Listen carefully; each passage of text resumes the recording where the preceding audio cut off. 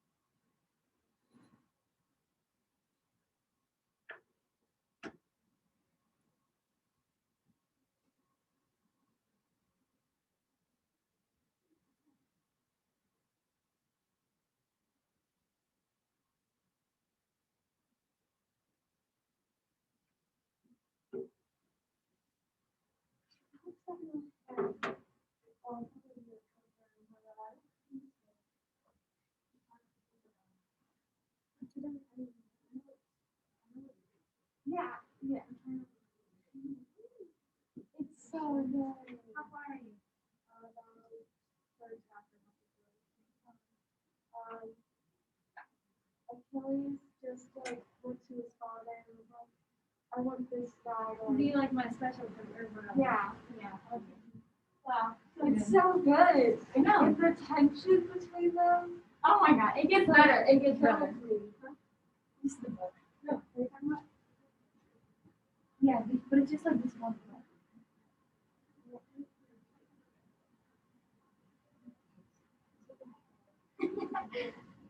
It hasn't. Yeah. Why do you know? Oh my god. No, I love this too. I knew that. Oh, but that side was. Oh, I didn't see that. I thought it was both sides. I just assumed. Anyways. I was thinking like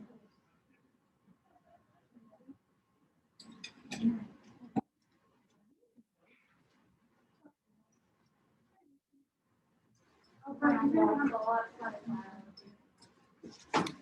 fun. We started this one.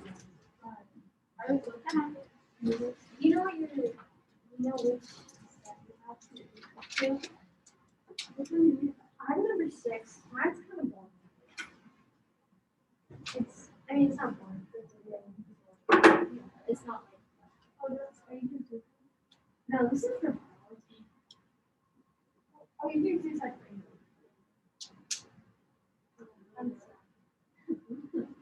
Not fun, not fun. This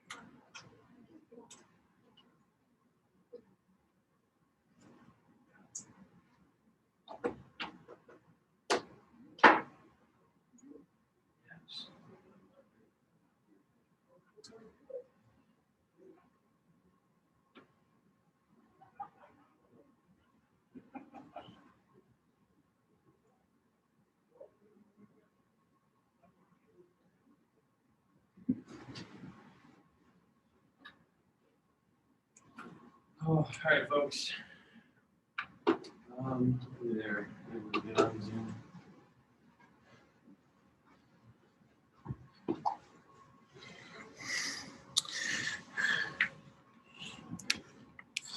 All right. How's everybody doing today? In person? You guys all right? This is what I wanted you to see for the most part.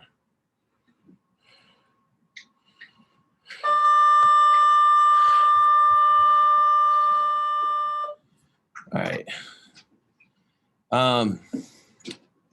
Katie, do you think you could close the door? Thanks. Also, Kat, do you mind moving your desk up about 6 inches? Just it's supposed to be on the blue line. It doesn't need to be on the blue line, but I don't want it to be too close. All right. Good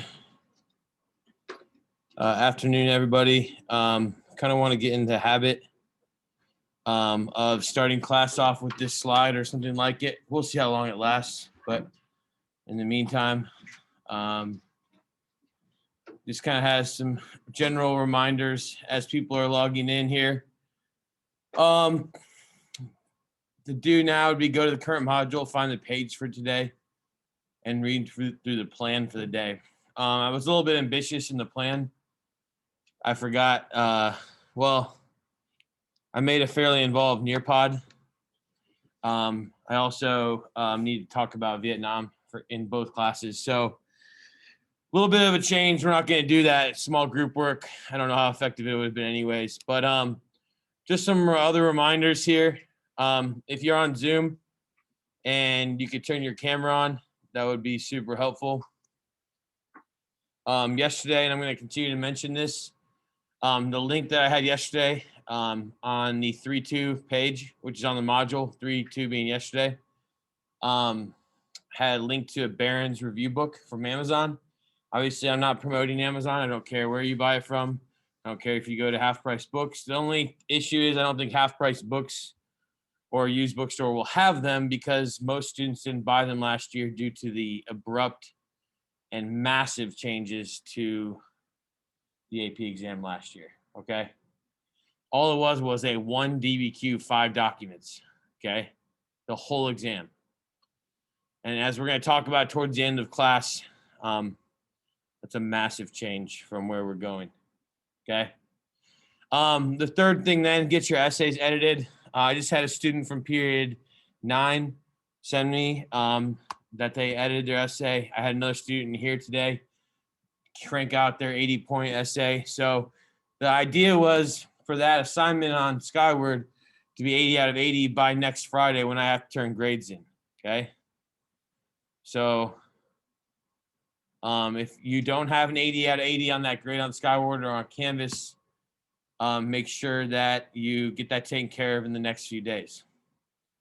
All right, we've got 5 and 9 in here, 16 on Zoom. That makes for 25. That's probably the most we're going to have today. So this is kind of an awkward extension of yesterday's lesson, but I'm going to ask to start off with everybody kind of getting out any notes that you had from yesterday.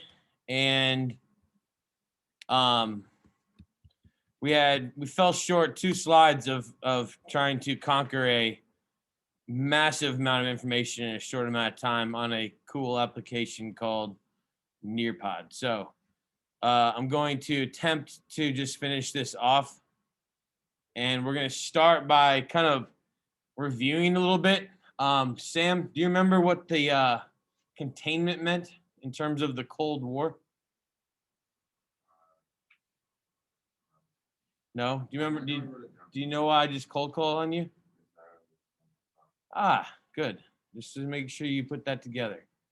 All right. Somebody on Zoom. This is the ultimate test. Information relayed to people in person whom I can look at in the eye typically is effective. On Zoom, though, I'm curious. Can anybody tell me what containment means in terms of the Cold War? Let's kind of review that term. We did the matching pairs. Lucy McJunkins, go ahead. It was the United States attempt to stop communists from spreading. All right, so the U.S. attempt at stopping communism from spreading. And as we went through the lesson yesterday, I was hoping that everyone kind of saw it as dominoes. Some of them fell in the way of, in favor of this policy, and some of them obviously fell the other way, okay? Jackson Poor, keep communism out of the U.S. or contain it. Good, thank you. So yesterday we had just finished up with talking just kind of briefly about the Cuban Missile Crisis. You'll talk a lot more in U.S. history about this, but I wanted to make sure you could see these pictures. Everyone in class see these? This is the actual launch site right here, and these were the pictures that the U-2 spy plane took when the United States realized, again, doing reconnaissance work, that Cuba and the Soviet Union were in cahoot together to put missiles in Cuba aimed at the United States. And then if you look at the bottom left, you're going to see the range of these ballistic missiles. So for the most part, the entire United States would have been exposed had the Soviet Union been successful at putting these missiles in Cuba. Okay. So that's just, again, kind of an interesting situation, and generally considered, of all of these events, the closest the United States and the USSR got into a World War III. All right. A lot of people will nickname this a term called brinkmanship. Okay. Does anyone have an idea what brinkmanship might mean? Brinkmanship is a term to mean like being on the brink of a war, meaning like they were on an edge and they were teetering very closely to falling off the edge or staying safe. And that's why they call it brinkmanship. All right, so this is again, this is kind of the last domino we're going to talk about today in terms of the political and the Cold War being fought like physically, and that's the Vietnam conflict, Vietnam War, or as my buddy who was in Vietnam told me, that in Vietnam they call it the American War of Aggression. No joke. Okay. In fact, he went to a museum called the Museum of the American War of Aggression. He took a picture for me, sent to me, and I was like, holy cow, how different is that than the United States? So essentially, if we look at it from a different perspective, think about Vietnam for a second. Highly influenced by the Chinese, if you remember, non-Viet, Buddhist by nature, and occupied by the French in the 1700s when the French failed to take India from the British. Going back to that whole thing called the 7 Years' War. And so after World War I, remember how I told you this guy by the name of Ho Chi Minh went to the Treaty of Versailles and he said to the French and the delegates to the Treaty of Versailles, hold on a second. You coined a document called the Declaration of the Rights of Man and Citizen, and you aren't going to give us our freedom or our liberties that you're talking about in this document? What are you crazy?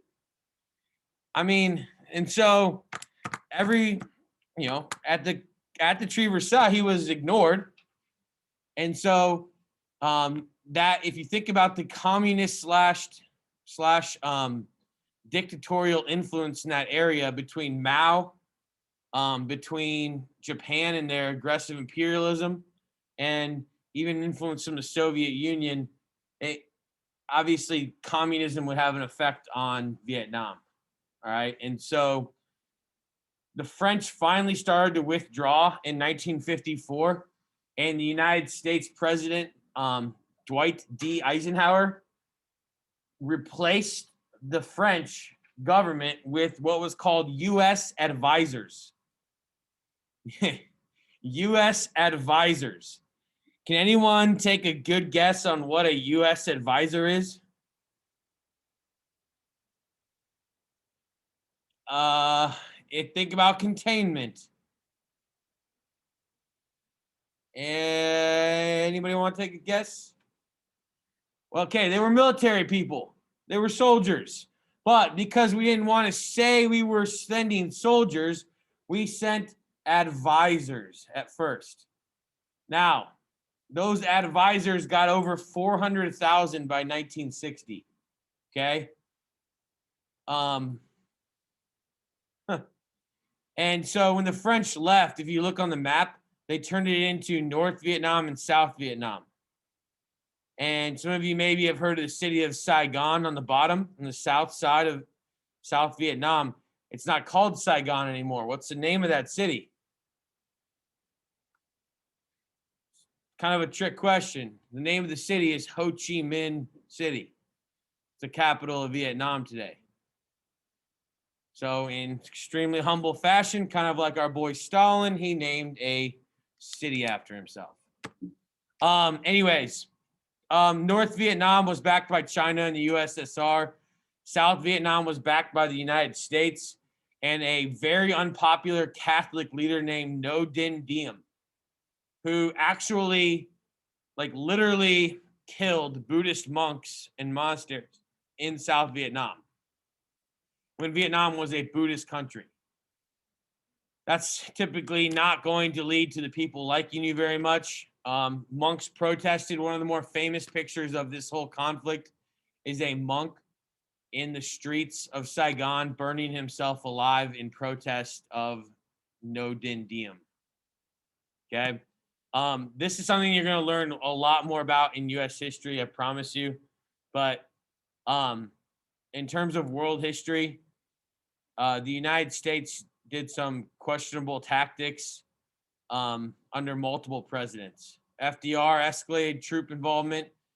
Not FDR, my fault. JFK escalated troop involvement, and then the person who took over when he was shot in Dallas, Texas, was Johnson. Lyndon, right? I don't know what the heck's first. Lyndon Johnson, yeah. And he didn't escalate troops, but he tried to, like, kind of end this. At the same time, you have the civil rights movement just raging in the United States.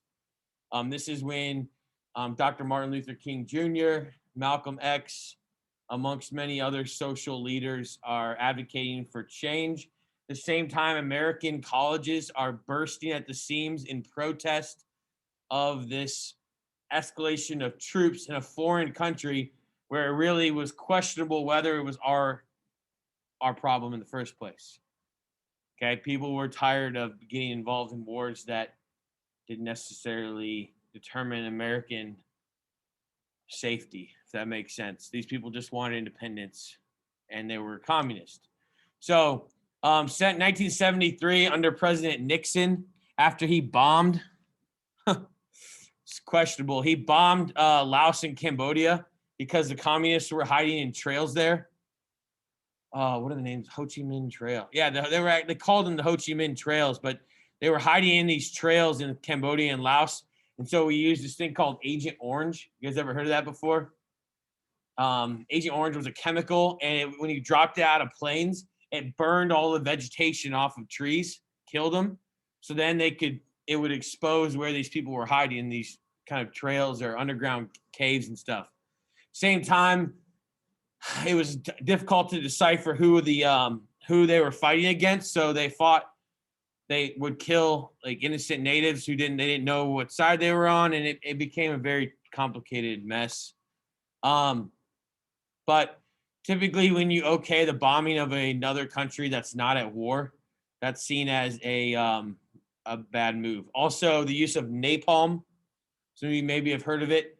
you drop it out of a plane or you spray it out of a like a gun, like a bomb grenade launcher. It sprays out like a hose and it just burns everything in its path. And that was because the jungles and the rain kind of jungle rainforest terrain was difficult to fight in. If you haven't seen the movie Forrest Gump, it's not necessarily appropriate for your age, but you might learn about it.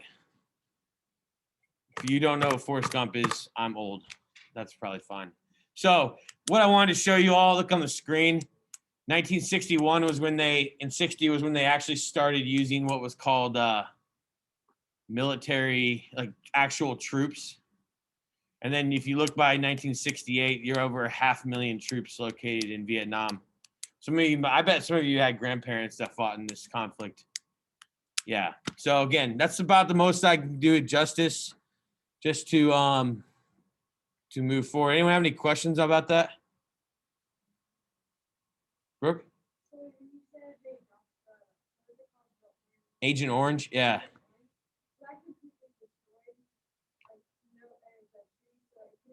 All vegetation, yeah. It's like same company that made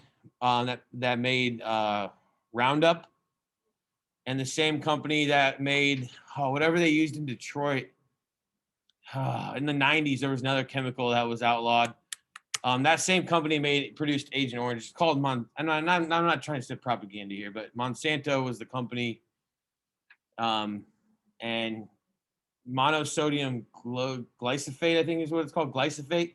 And I use it in my yard, but if you use it a lot, it does cause cancer too, and it was bad. Question was, what would the land be like that had Agent Orange put on it? Today it would probably be fine, but it would take a cycle of 15 to 20 years to have the land redevelop, and that's a lot of time for a foreign country who's not at war to deal with this. So the North Vietnamese win, and consider it a domino falling on the side of the Soviet Union in the Cold War. And the other way to look at it is Vietnam is technically, like, if you want to use like terrible terminology, still somewhat communist, but their economy is an open market economy, free market economy, and in fact, their people live quite better lives than a lot of other countries that have had communist influences. All right, I'm going to stop the share here, folks. And for those of you, if I can, I don't know if there we go. For those of you that are on Zoom, I'm going to go ahead and share my Canvas page with you. And those of you in person, kind of walk you through this. So sharing the Canvas page, I'm going to go to modules. And I would like everybody to do this with me. And I said to do this in the whatever, do now. But we're going to click on 3.3. And it's going to take me to this slot notes right here. Okay. This is probably going to serve as just a review for most of you. But if you did the reading, if you didn't do the reading, this will be the first time you've seen this. Thus, it's important to cover it, okay? And for our visual aids that we're going to make on Friday, it's important for you to make sure you get this so you're able to make the visual aids, okay? All right, so I'm going to do a new share here. Switch it over to this document. I'm going to make it full screen here. And all right, so we're just going to take a look real quick at the culture of what's deemed the West. I should have it in quotation marks because it's a bit of a biased statement, right? It is a biased statement. I don't say a bit of, but it denotes non-communist countries that are advanced in speaking industrial wise. All right. So what I'm going to have you all do is just fill this out with me and see if you can't help with some of the words. So the first one I'm going to give it away is extreme economic growth across all levels of society, meaning upper, middle, and lower classes all experienced more financial stability and more economic prosperity than before. This would be the 50s and 60s. Obviously, an increased chance in what kind of mobility? Downward or upward? Upward, of course. Increased chances of upward mobility. And one thing that was important, I'll start using capital letters that will help you. Increased educational opportunities for all as well. So, meaning for minorities and for women, this was an increase in the opportunity. One of these examples would be the GI Bill in the United States. And then what was typically deemed what we call the peasant class actually became commercial now, meaning they had money to buy goods. There was the expectation that you had a car, that you could afford relaxing vacations, that type of thing, okay? Even though, despite this, obviously, tension still remained, and this is still exists in our country today, okay? When there's economic disparity, economic, why is it saying that spelled wrong? I don't know. Economic disparity, meaning that basically you know, it was kind of still a story told of the haves versus the have-nots. I mean, think about it, like 99 versus the 1%. Have you ever heard about the 1%ers? Okay, or that 1% of the United States owns 99% of the wealth, controls it. The other thing is the race relations. Obviously still continuing to struggle in the United States and in the West with this, with making society truly equal or equitable. And then also between those who did not have as much increased crime rates as well. So again, this is not just the United States, but we're referring to Western Europe, the countries that took money from the Marshall Plan. All right, gender changes. Obviously, World War II gave way to people working in the workplace. Women, again, minorities being relied upon, and so the number of working women in the 50s increased. Yes. Do you have it? How much? Yeah, 44% of women, of workers were women. How has that trend changed in the last 20 years? Up. More women in the workplace than men. More women in college than men. More women in the top 25 than men. And I noticed at the event on Monday night. Women's pay, though, Brooke, yeah, lagged behind that of men. And that continues to be a problem to this day. I go back to Obama's inauguration speech in, I believe it was 2008. And I think women were making about 77 cents to every dollar a male was making. Now it's about 80. Yeah. The right to vote then in all Western nations, access to, I think it's healthcare, or no, college, sorry. Usually we play a fun game with this, but we don't have time. And the right, so the access to college, the right to divorce and hold property, and then also access to birth control. This all, for many of you in the room, this probably sounds like, or in Zoom, this probably sounds like duh, but in terms of world history, this is not a duh statement at all. Think about it. Most of the cultures we've looked at have not had rights for women, you know, or have been very patriarchal. I mean, think about China and India still. So this was, again, I kind of call the United States a social experiment that's still being experimented upon. And that's why hopefully we continue to adjust and develop in the right way.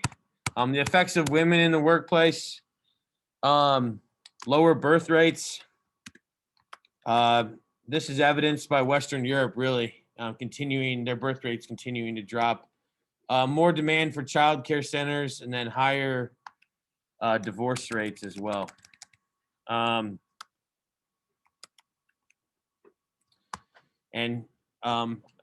those have all gone up.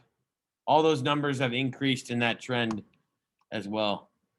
Feminism in the 1950s started to take on a new role. Hillary Frieden's feminine mystique basically argued that women shouldn't be stereotyped as homemakers or mothers, but they should be characterized as their own sex with unique traits. All right, Western culture. The U.S. is a superpower led to make a more prominent role in the world, most notably in, yes, Hannah, European affairs. Yep. Remember how the United States used to copy Europe all the time? It flipped. Okay. Scientists and artists flocked to the United States and United States colleges in particular due to the opportunity out there. And then the U.S. economic theory became a specialty and one that was kind of, it's funny. This is definitely the 50s through the 90s, not anymore. What was the U.S. Specialty? What's the word I'd be looking for? Starts with a C. Yeah. Not necessarily Coca-Colaization. Starts with a C. Anybody on Zoom ends in an ism? What am I referring to? Capitalism. Yeah, capitalism. Okay. All right. And again, you've seen a strong shift left though in these European countries today. So don't get confused with how it is right now, because you've seen a strong shift left towards socialist states in Western Europe. All right. The U.S. influenced culture worldwide. Someone already said this. I always have extreme difficulty saying this out loud. Coca-Colaization. Yeah. Okay. Is a metaphor for American pop culture making a big influence in countries that were influenced by the United States or tried to copy the United States. Does anyone know what this one is? American television program used advertising. This has obviously only progressed by a lot, aka the fact that Google and these other companies are monitoring what you're typing right now in your computer, probably, unless these systems have some crazy firewalls or something. I don't know. As the 60s, 70s progressed, previous norms in fashion, hairstyles, modes of behavior were challenged by youth. My wife and I are having a hilarious conversation last night, as what we wore when we were like 8, 9, and 10 in the mid 90s are now coming back. And that makes you feel old. And a lot of you in this room know what I'm talking about. Also then, and say lastly, and this is not meant to be a gross thing, but a part of cultural, but sexual trends changed, continue to evolve. Premarital sex became more common, relaxed media standards. Yeah, I was watching basketball. I'm not going to go into it. Yes, it's gotten more relaxed. I remember when I was a kid, they couldn't say like so many words they say on TV right now. Like MTV was like my mom's, like I got grounded for 2 weeks because I watched MTV one time. Like it's wild. Now it's totally different. So anyways, that will continue to change as well. All right, now we can get to, everyone cool with this? Like I said, it's kind of vague, but it just trends. And to be realistic, I probably should do this more often. But hopefully you have the notes here. I'm gonna go ahead and stop this share, and I'm gonna put up a link to a Nearpod. All right. So if you want to go to join.nearpod.com, I think something like that. Mr. Renshaw, do you see this new live participation in Zoom thing? I didn't think it was cool, but I just don't want to know if you saw it or not. Yeah. All right. We are going to resume this thing that I created. So if you clicked on the link on Canvas, it'll take you here as well. If not, the code is SWJLT. And please join this. SWJLT, or there's a link on Canvas as well. Sam, you there? Okay, good. Caitlin, Kat, Katie, can't see your eyes. You good? Awesome. Oh, gosh, it's so hard. Grace. Oh, Ashley Lane. I guess it's Grace, I know. Yeah. But like, I want to call you your sister sometime. Sorry about that. It's just embedded in my head. I also used to randomly end up on planes to Las Vegas with your dad all the time on spring break. All right, we're going to continue here. I've only had 16. Where is everybody? I need to share the screen, I guess, which I'm going to do. Get on here. We got to hustle. We got stuff to do. 20. I'm looking for like 25. In the room, can you put a thumbs up if you're on, please? Okay. Zoomers, wake up. Let's get on here. And I'm going to make sure I take a screenshot real quick just to make sure I get a good attendance count. Okay.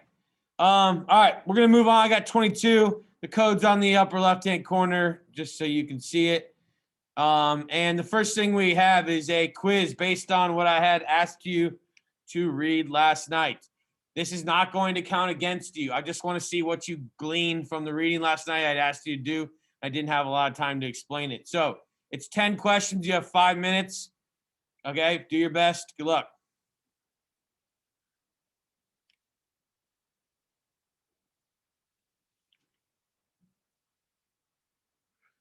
I should probably stop the share of everyone's scores on. Yeah, or we can hide student names. There we go.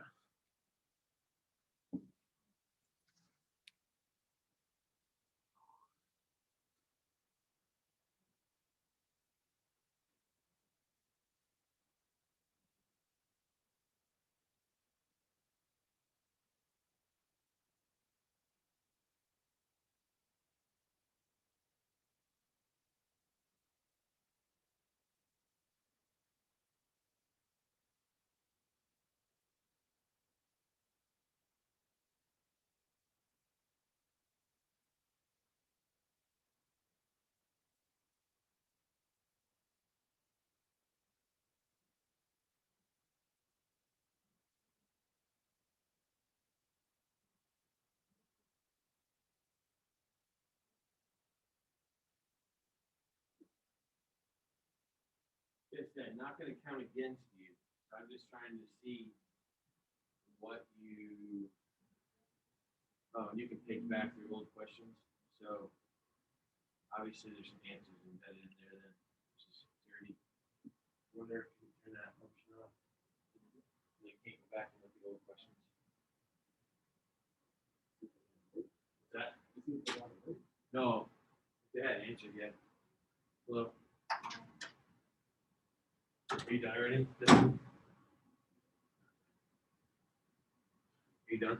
Yeah. You... It just says. Oh, I can tell you.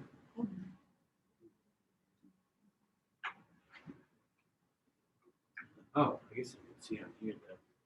9. So 5 minutes is way too much time, huh? That's cool. It's good enough. Yeah, I'm just learning this stuff. All right. Seems like a lot of people are done. I should probably check. Everybody is done. Somebody got a 0 out of 10. We have 10 out of 10. So look at that wide range. This is why we're going to go back and review it.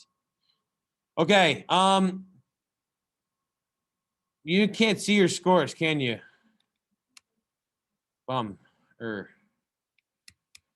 probably shouldn't provide that feedback to everybody. Huh. Okay. Pretty good, I'm assuming, for those of you that read. Nice job. All right, I'm going to end this quiz and we're going to move on. So the first thing I wanted to look at, hopefully you see on your screen. Do you see that on your screen in person? And then it's on the board, and I'm going to share it as well. So you kind of look at whatever you want. But this was on the notes last night. If you take a look at it, part B. So the test is broken up. The AP test is broken up into 2 parts. Okay. Part A is 55 multiple choice questions in 55 minutes. So I told you 1 question per minute, and every single one of them is stimulus based, meaning they're more likely in pairs of like in 2s or 3s at a time, or even 4, but they're referring to the same document. Okay. The part B then of the first section is what's called the SAQ, which stands for short answer question. This accounts for 20% of the exam, and you get 40 minutes to do this. Okay. And you can see on here, question 1 is a secondary source, meaning it's going to be some historian giving his or her take on an event that had happened previously. All right. So it could be like AP World History teacher Dan Brunette said the French Revolution was a complete waste of time. Quote. And then you could be like, all right, what's the bias from this man? Or something like that. That could be an example. All right. The second question then is going to be a primary source. If I was a betting man, I would say it'll be some type of art, a picture. But again, it could be from a journal entry. It could be a quote from a speech. But I wouldn't be surprised, like I said, if it's some type of art or something. Okay, they like to do that. Okay, then you get to select one of 2 questions between questions 3 and 4. No stimulus. Okay, so these are going to be more open-ended questions, like explain a significant social change in Asia between the years of 1450 to 1750. Explain a economic change or continuity in Africa in between the years 1750 and 1900. Well, imperialism would be the obvious go-to, right? So those are going to be a little bit easier, and you get a choice on the time period. For those of you interested, the bottom part then are the free response questions. The only one we haven't looked at is the long essay yet, but you get to pick one of 3 questions. So there'll be different topics. Plus, you already have all the skills to answer that. So I'm not too worried about it. Yes. Kind of. I had a question of is a long essay like the DBQ without the documents? My response was a kind of. I mean, I'm gonna get to it. Let me get to it. All right. It is 5 paragraphs. It's a normal essay. It's just it's gonna look for different information. Okay. All right. So SAQ, some basic stuff. And again, if you already read this, good for you. But I need to make sure we go over it. When they score these, you either get a point or you don't get a point. There's no half points. Okay. And then each actual question has 3 parts, A, B, and C.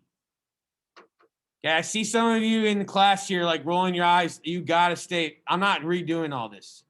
Wake up. Ashton, you look tired. I need you to pay attention, bud, okay? Some of you lost it. Okay, you get 1 point for each. So there's 3 actual questions for a total of how many points? Hannah, negative. 9 total points. 1 point for A, 1 point for B, 1 point for C. And then there's 3 of those. So 9 total points. Some rules to follow. Again, you're going to be writing one of these tonight, so make sure we're with it. Must be in complete sentences. All 3 parts of the question must be answered, A, B, and C. And you have limited space. You have 23 lines. I'll show you the box here, the actual box in a second. What I showed you last night was not. It's what I have students practice with because it gives you the formula on top. But I'll show you the actual box in a second. 3 to 4 sentences are enough. Do not write more than that. You will run out of time and you will regret it. Okay? This is another, it's dumb to teach to a test, I agree. But you have to, in this instance, get your points, move on. Okay?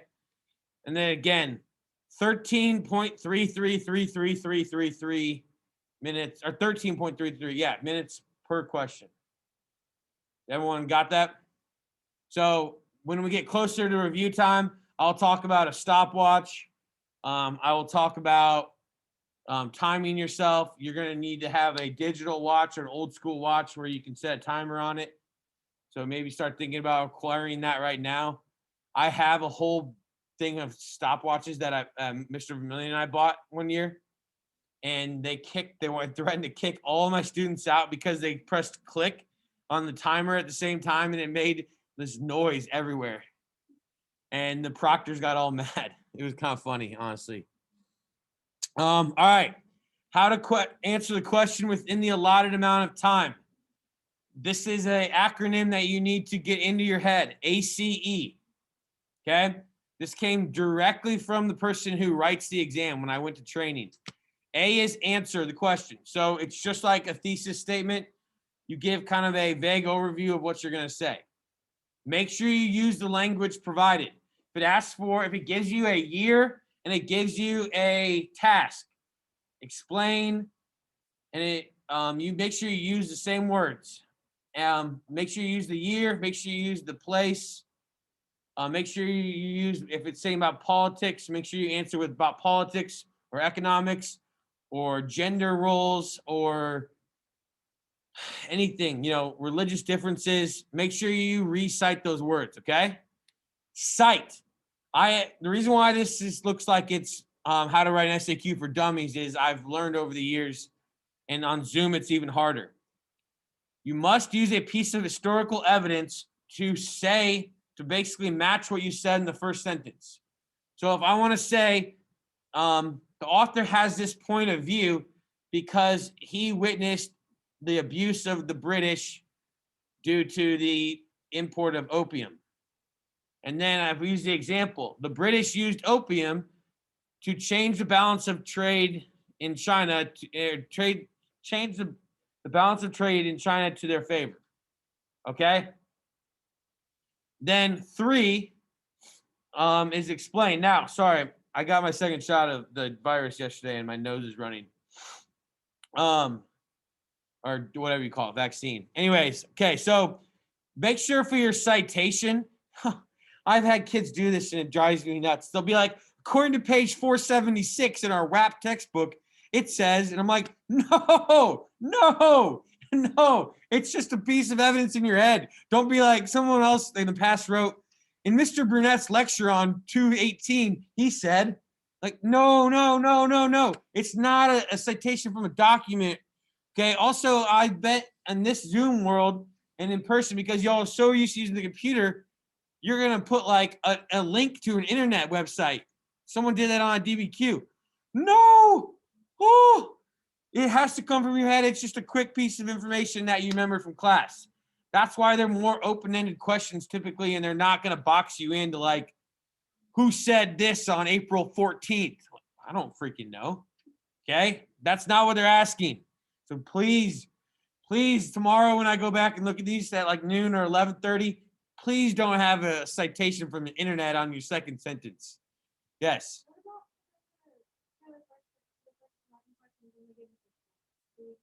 Yes, when they give you the source in the first 2 questions, you certainly will use it as you need to, and I'll show you that in a second, okay?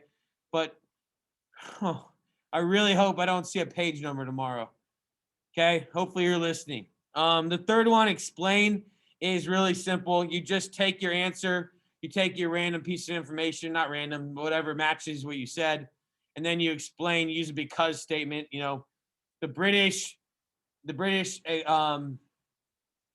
changed the favorable balance of trade in order to use that to imperialize or take advantage of China, and it caused the Opium Wars. I mean, that would be a very good response. You would get the points. Okay, you can only earn 3.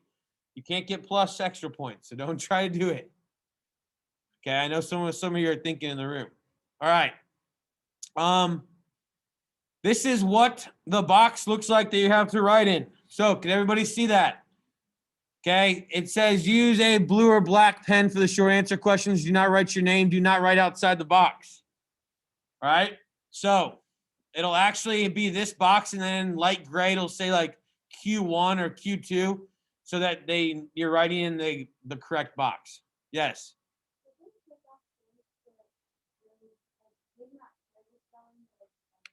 This is a great question. Does grammar or spelling count? And that is a hard no.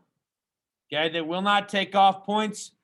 The problem that I have, and I talked to their Whap teachers about this on Monday, and I was a little bit perturbed that they didn't think it was a big deal, is that most of you aren't writing anything by hand anymore. Now, I'm not saying all of you. Some of you take good handwritten notes, but there is the majority that, and again, I'm in that boat. My handwriting is awful right now because I'm so used to typing.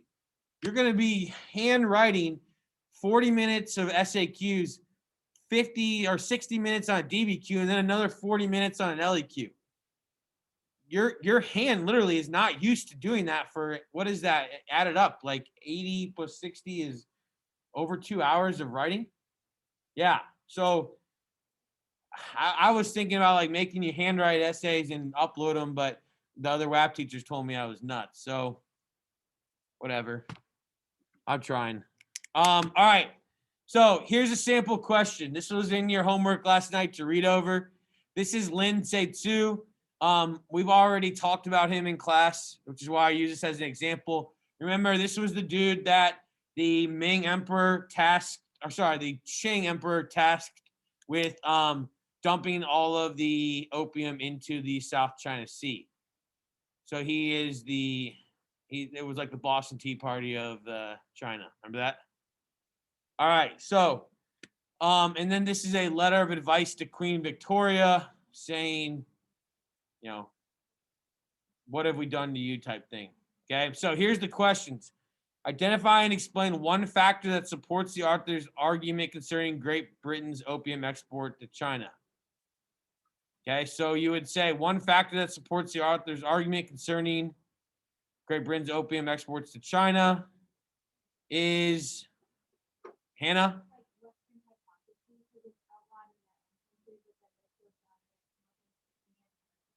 Okay, so she said Western hypocrisy. And then she said that they aren't allowing it in their own country, but it's forbidden in Britain, but they are selling it to the Chinese. You could say your extra piece of information would be the Opium Wars. And the Opium Wars were a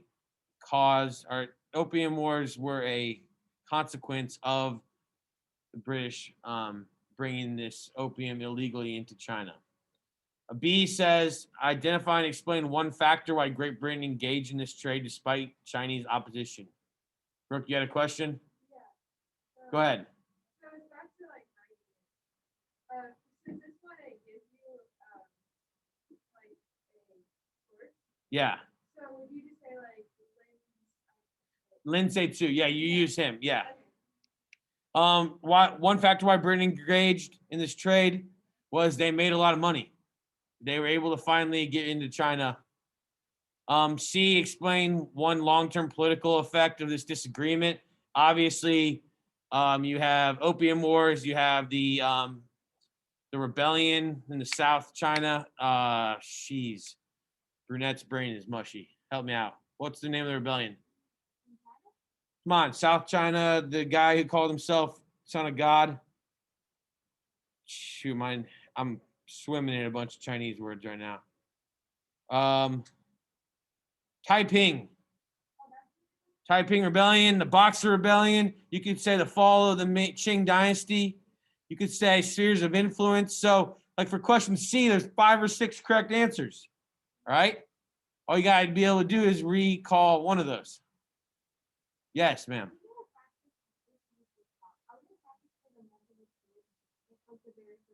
Yeah, we have been too, but yes, more. Yeah. No, those are too easy. Okay, someone asked, are we going to practice multiple choice questions? Yeah, but whenever I put them on tests and you don't get them right, everyone complains like nobody else. So, you know, it's a balance between making you miserable and getting you through this year to the actual get to the test, okay? All right, last but not least here, this should be an open-ended question. On a scale of 1 to 10, how comfortable do you feel writing an SAQ and why? 1 is not ready. 10 is let's go. I can do this. Okay? Give me a response, please.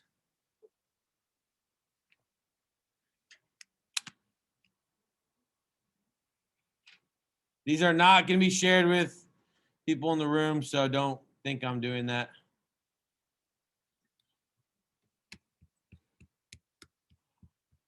Make sure you say why.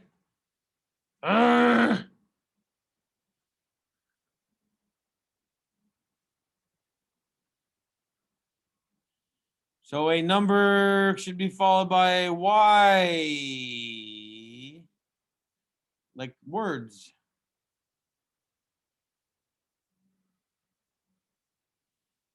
Appropriate answer. I see some good ones. I have terrible memory, especially when stressed. That's valid. You saw me having trouble coming up with a term that I've probably said 400 times in my life. Okay, so, you know, that happens. And for those people that are writing that you struggle with like the historical knowledge, I'd say the hardest part of the SAQ is the fact you have to relay it to the course, something you learned in the course. It's not like the DBQ where you can get a decent grade on it without putting all that much extra information. On this one, it's you have to hit that. You have to hit the extra information.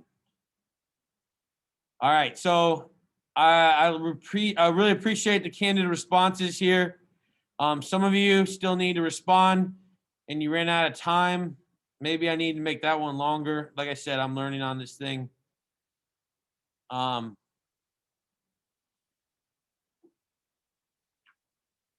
we have people a hard time understanding the format. So let's go to, I'm gonna change the screen share right before the bell ring. Or no, wait, we got a minute or two. Okay, so going to go back to our Canvas page real quick, okay?